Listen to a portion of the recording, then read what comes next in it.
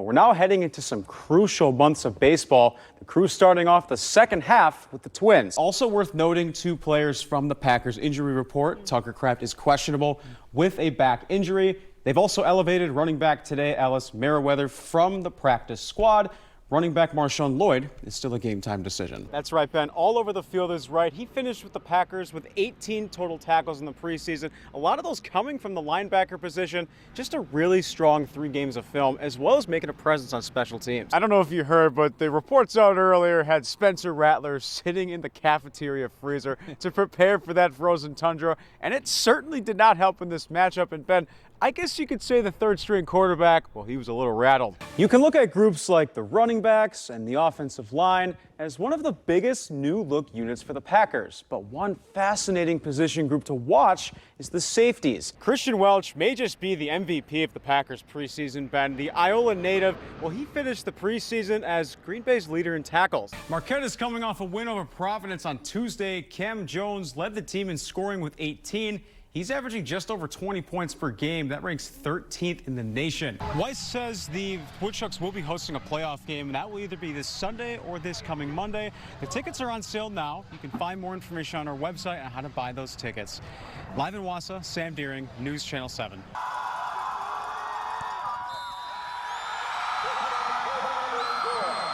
That was Edgar's game-winning extra point made by German kicker Jarvis Kofemt. It was a whirlwind of emotions for him leading up to the moment. So much going through my head. I was just standing there and couldn't think anything. I was just focused on my job and to just kick the thing.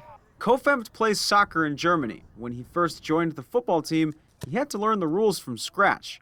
But Coach Jerry Sin says Kofemt was a fast learner. First thing we had to tell him is, Jarvis, no, after you kick off here, somebody's going to hit you.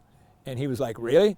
Well, yeah, you got to kind of run downfield and somebody's going to try to block you, so you got to be ready. I had to learn from zero till now. I still don't understand some stuff, but that's not really important. The important thing is that I understand my job, my kicking job. Putting on that uniform has meant a lot to Kofemt, helping him grow as a player both on and off the field. Not just about football, I learned a lot about life, like how to reach your goals. And Coach Shins is such a great coach. You just learn not about football, you just learn about life. As Kofemt puts that uniform on as the team's kicker, he says he has one goal in mind: to win a second straight state title with the Edgar Wildcats. I just wanted to reach the final goal, to get a state champion with my buddies, and I just want to make it happen for everybody from Edgar.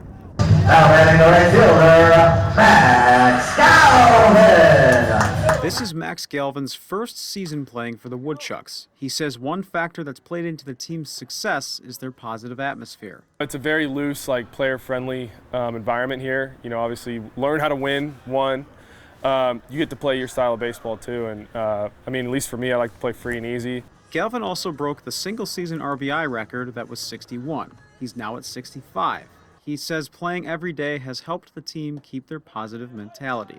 If we lose or not win a battle, then you immediately have another opportunity either the next day or your next at-bat. So you don't really have time to dread on it. You kind of just have to move forward and learn from your mistakes. Galvin says the coaches also play a crucial role in the team's success. These guys are learning how to play with their bodies, not always feeling 100%, which is professional baseball at the next level, which you play 150 to 160 games with minimal off days in there. The team's success also sets them up for a positive offseason. It just helps going forward, especially when you win, because winning takes a lot of the burden off of everything else. It just helps getting a kickstart on the recruiting for next year if it is the same coaching staff back, which we're hoping to do so with that. It's more than just the wins. It's about giving the fans the best experience possible at Athletic Park. We really want to create an atmosphere that they have a great time at the game and they don't even really know who wins or loses. We just want them to have fun while they're here. They're socializing with friends. The Brewers are tied with the Phillies for the second best record in baseball. They had a strong finish to end the month, outscoring the Reds 19-4 on Friday and Saturday. Let's see if they can cap off the month with a sweep on the road. Frankie Montes taking the mound for the Crew, pitching against another former team of his. We got men on both corners for them. Adames sends one deep, and that one is gone. That's his 12th three-run homer of the season, the most in the league since Sammy Sosa hit 12 for the Cubbies back in 2000. The Reds will answer in the 5th, though. Men on 2nd and 3rd. The pitch to Spencer Steer. He hits a liner into left. That'll bring 2 runs in to score. The Brewers' lead is now just 1. The Reds getting that offense going late in this game. Ahmed Rosario launches one to deep left, and this ball game is tied in the 6th. Neither team, though, going down without a fight. Marte sends one to deep center, but folks, Blake Perkins back, and he says, "Not today, sir." This game stays tied. The Brewers in trouble now in the 9th with the bases loaded. The pitch to Ty France, and Jake Bauers makes a diving catch, and he'll get to the bag. The Brewers avoid a late game scare, but how about that defense in this one? The Crew cap off the sweep. It seems as if the Brewers bullpen is always dealing with lingering injuries. Today, another was added to the list just a few hours before their matchup with the Marlins. News Channel 7's Sam Dehring joins us. First thing, Sam, first of all, thanks for letting me say plethora in the lead. Makes me sound really smart.